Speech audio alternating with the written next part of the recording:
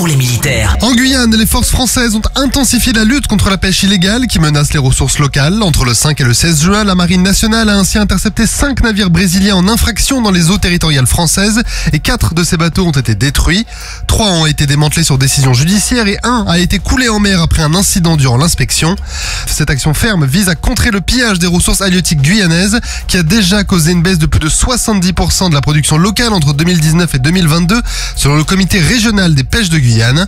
Les capitaines des navires détruits ont été arrêtés et seront jugés. Les autorités ont saisi 7,5 tonnes de poissons, 87 kilos de vessie natatoire et 28 km de filets pour un préjudice financier de 220 000 € pour les pêcheurs illégaux. Cette opération, la plus récente d'une série qui a vu la destruction de 10 navires cette année, illustre aussi la détermination des forces armées et des autorités guyanaises à protéger les ressources maritimes locales contre des pratiques illégales.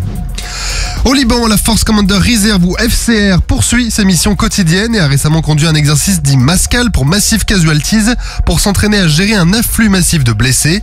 Ce type d'exercice qui simule un accident grave entre un véhicule et des soldats permet de tester et d'affiner les procédures d'intervention d'urgence. Dès l'alerte, une équipe de secours a donc été dépêchée sur place pour administrer les premiers soins et organiser rapidement les évacuations vers le centre médical de base.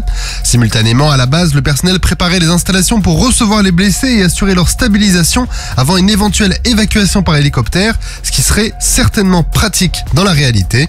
Cette formation continue, renforce la coopération et l'interopérabilité des différentes unités, y compris une compagnie finlandaise et son équipe médicale qui ont été intégrées au sein de la FCR et qui démontrent ainsi l'efficacité des opérations conjointes. Le bâtiment hydrographique et océanographique Botan-Beaupré a fait escale à Nuuk au Groenland après avoir quitté St. John's au Canada. Sur la route, il a mené des levées hydrographiques au large de Terre-Neuve puis a navigué vers la mer du Labrador et le détroit de Davis. La présence d'icebergs a rendu la navigation périlleuse et nécessitait une vigilance accrue de l'équipage avec des veilleurs qui scrutaient les fragments de glace qui sont difficiles à détecter par radar. Cette escale en Norvège a donc permis à l'équipage de se reposer un peu avant de poursuivre l'exploration des fjords enneigés de Nuuk.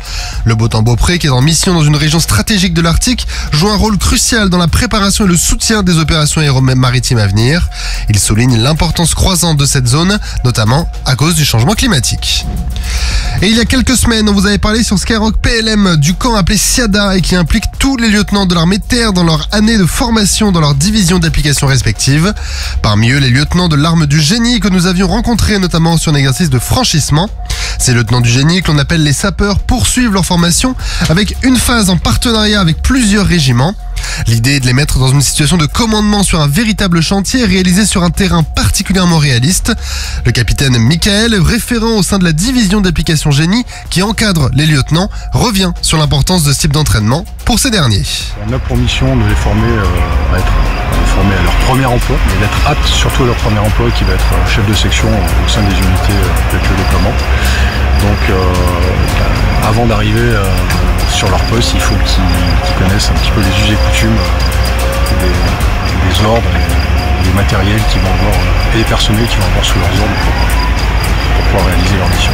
Vous pouvez retrouver un podcast complet dès ce matin sur l'application Skyrock PLM dans la rubrique Podcast PLM Interview. Sur terre, sur mer, comme dans les airs. Skyrock PLM, en équipe avec Uneo, la mutuelle des forces armées.